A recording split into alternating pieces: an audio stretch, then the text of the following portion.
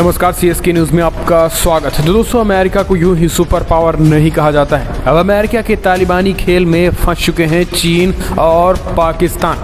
दरअसल चीन और पाकिस्तान तालिबानी को जिस तरीके से नज़दीक जा रहे हैं, ये समझिए अमेरिका के जाल में पूरी तरीके से फंस चुके हैं। बुने बुनाए जाल में चीन और पाकिस्तान फंसते नजर आ रहे हैं और अफगानिस्तान में अमेरिका का एक ग्रेट गेम का खुलासा हुआ है, जिसे सीक्रेट गेम कहा जा रहा है। और इसमें साउथ एशिया में आग लगाने की तैयारी पूरी तरीके से बन चुकी है।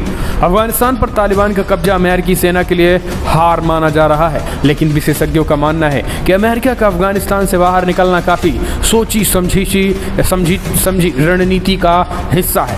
उसके निशाने पर अब तालिबान नहीं, चीन और पाकिस्तान है। जिस दिन काबुल पर तालिबान का कब्जा हुआ, उसके बाद पाकिस्तान के प्रधानमंत्री इमरान खान ने उन्हें गुलामी की बेड़ी को तोड़ने वाला बताया और इमरान खान ने सुन्नी पश्तूनों की प्रशंसा की थी। और इमरान खान के साथ साथ चीन, रूस, ईरान और तुर्की भी तालिबान पर नरम आ रहा है।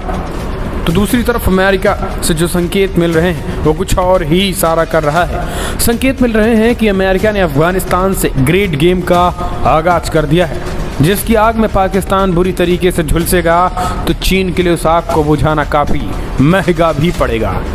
दरअसल इस वक्त अमेरिकी राष्ट्रपति जो बाइडेन की पूरी दुनिया में आलोचना की जा रही है। अमेरिका ने कट्टरपंथियों के हाथ में पूरे अफगानिस्तान को छोड़ दिया और अफगानिस्तान का भविष्य इस्लामाबाद में कतई नहीं बना जा सकता है। लेकिन तमाम आलोचनाओं के बाद भी जो बाइडेन प्रशासन ने अफगानिस्तान में फैली अराजकता पर कदम पीछे नहीं खींचे हैं। अफगानिस्तान से वापसी के बाद अमेरिका की वैश्विक विश्वसनीयता को नुकसान भले ही पहुंचा हो, लेकिन विशेषज्ञों का मानना है कि वॉशिंगटन को इस नुकसान की भरपाई चीन की बढ़ती चुनौती के खिलाफ एक कदम उठाकर करना होगा। अगर उनका एकमात्र वैश्विक महाशक्ति का दर्जा बनाए रखने का कोई इरादा है, शायद ये उपराष्ट्रपति कमला हैरिस के सिंगापुर दौरे के बाद बड़ा संकेत दे गया है। अमेरिका से जो रिपोर्ट मिल रही है उसमें कहा जा रहा है कि अमेरिका अब चीन को अफगानिस्तान में ऐसा उलझाना चाहता है जिससे चीन को न सिर्फ आर्थिक नुकसान हो, बल्कि वो उसी तरीके से पिस जाए जैसे अमेरिका और रूस पिसा। सबसे हैरान करने वाली बात यह है कि चीन इस जाल में फंस गया है, क्योंकि उसका BRI प्रोजेक्ट अफगानिस्तान से होकर गुजर रहा है। 31 अगस्त के बाद अमेरिका और ब्रिटेन अफगानिस्तान से पूरी तरीके से अलग हो जाएगा और अफगानिस्तान में अमेरिका की कोई सैन्य प्रतिबद्धता नहीं रह जाएगी।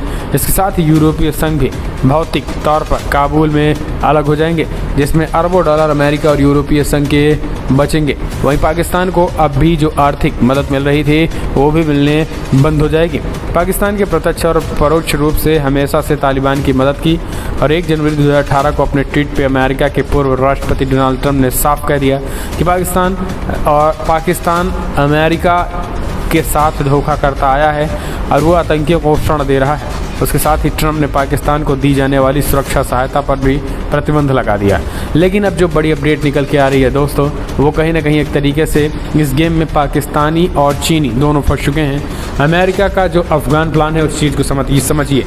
दरअसल 31 अगस्त के बाद अमेरिका के लिए अफगानिस्तान में राजनीतिक अंधेरा हो सकता है और अमेरिकी जासूस एजेंसियों के लिए भी अफगानिस्तान में रहना संभव नहीं है। लेकिन एक्सपर्ट बताते हैं कि अमेरिकी सैटेलाइट अफगानिस्तान के चप्पे चप्पे पर नज़र रखने के लिए पर्याप्त हैं। एक्सपर्ट का मानना है कि अमेरिका के लिए एक तरीके से ये पता लगाना मुश्किल नहीं होगा कि तालिबान, अलकायदा और आईसिस यहाँ पे कितने मजबूत हो रहे हैं। इसके साथ ही एक्सपर्ट का कहना है कि 2016 में पाकिस्तान के पौस इलाके में छिपे तालिबान के बड़े नेता मुल्ला मंशूर अख्तर को अमेरिका ने ड्रोन से भी उड़ाया था, वो भी सब कुछ पता चला था। सबसे बड़ी बात यह है कि अमेरिकी राष्ट्रपति जो बाइडेन एक तरीके से अमेरिका जो है वो बड़ा गेम खेल दिया है। अब चीन और पाकिस्तानी जो है वो तालिबानियों के चंगुल में फंसेंगे। इतना ही नहीं, अमेरिका ने जो खतरनाक हथियार अफगानिस्तान में छोड़ा उसको लेकर भी खूब चर्चा हुई। यहाँ तक कि बाइडेन के खिलाफ सीनेट में प्रस्ताव भी पास किया गया। लेकिन अब उसके पीछे की भी रणनीति ये समझ में आ रही है कि कंधा तो जो है वो तालिबानियों का होगा, लेकिन हथियार अमेरिका का होगा और वार पाकिस्तान और चीन पर होगा। जी हाँ, तालिबान जो है वो चीन और पाकिस्तान पर बड़े हमले के लिए तैयार हो चुके हैं और बड़े हमले की तैयारी लगभग कर चुके हैं। दरअसल तालिबान के लड़ाकों ने देश के अलग अलग हिस्सों में मौजूद अमेरिकी हथियारों सेना से वार लगाकर वापस लौट रही हैं और इस बीच अमेरिकी हथियारों ने हम कह सकते हैं कि फ़िलहाल बहुत बड़ी तैयारी कर ली है।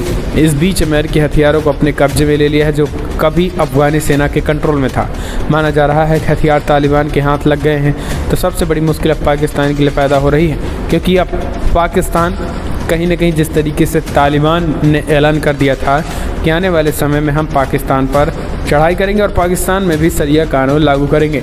तो दोस्तों, जो पाकिस्तान तालिबान का मदद कर रहा था अब वही पाकिस्तान पर ये तालिबानी जो है भारी पड़ते नज़र आ रहे हैं। और आपको बता दें, तालिबानियों का चाहे अफ़गानिस्तान हो या फिर पाकिस्तान ही नहीं, तमाम मुस्लिम कंट्रीज़ में शरिया कानून लागू करना है और वहाँ के लोकतंत्र को ख़त्म करके। ये तालिबानियों की बहुत बड़ी कहीं न कहीं आकांक्षा अपेक्षा है और इसको अमेरिका ने खुली छूट भी दे दी है।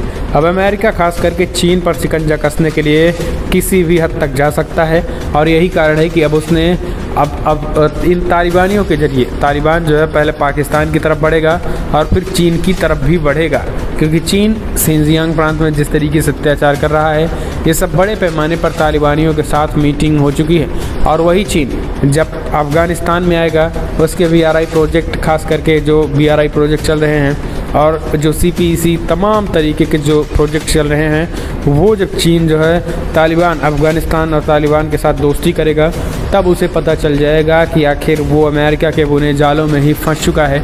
और अब अमेरिका जो है वो साउथ चाइना सी की तरफ कदम बढ़ाएगी, क्योंकि साउथ चाइना सी में दोस्तों चाइना जो है वो दादागिरी कर रहा है और इसी दादागिरी को तोड़कर चीनी सैनिकों को तालिबानियों में उलझाया जाएगा। और ये एक सोची समझी रणनीति है, क्योंकि अब जो है असली गेम तो अब शुरू होने वाला है 31 अगस्त के बाद। अभी तक तो अमेरिका ने एक पूरी तरीके से भूमिका बनाई, अब इस ट्रेलर और भूमिका में दोनों के दोनों देश चीन और पाकिस्तान फंसते नज़र आ रहे हैं, क्योंकि दोस्तों यहाँ पे खूंखार आतंकियों का भी एंट्री हो चुका है। अफ़गानिस्तान में ISIS की भी एंट्री हो चुकी है जो कि दुनिया के लिए खतरा था, लेकिन अब माना जा रहा है ये सब कहीं ना कहीं एक तरीके से चाइना और पाकिस्तान, चीन और पाकिस्तान को लेकर कहीं ना कहीं अपने आप में ये दोनों इनके जाल में फंसने वाले हैं। अमेरिका का मानना है कि यहाँ से निकलकर वो अपने सैनिकों को साउथ चाइना सी में डिप्लॉयमेंट करेंगे और बड़े पैमाने पर साउथ चाइना सी में कहीं ना कहीं साउथ चाइना सी में चीन की दादागिरी को कम करने की तैयारी होगी। तो ये कहीं ना कहीं रणनीति है दोस्तों अमेरिका का बहुत बड़ा सीक्रेट गेम माना जा रहा है। जो खुफिया एजेंसी हैं उनका कहना है कि एक तरीके से सोची समझी रणनीति निकली है, क्योंकि बराक ओबामा की ये रणनीति है। बराक ओबामा ने भी इस रणनीति को तैयार किया है। तो अब सब कुछ क्लियर दोस्तों आने वाले वक्त में होगा कि आखिर ये रणनीति है, इसके पीछे की सच्चाई क्या है। आप कमेंट के माध्यम से अपनी राय देना ना भूलें। क्या वाकई में तालिबानियों के जरिए पाकिस्तान और चीन को निपटाया जा सकता है? अमेरिका क्या ऐसा कर सकता है? आप कमेंट के माध्यम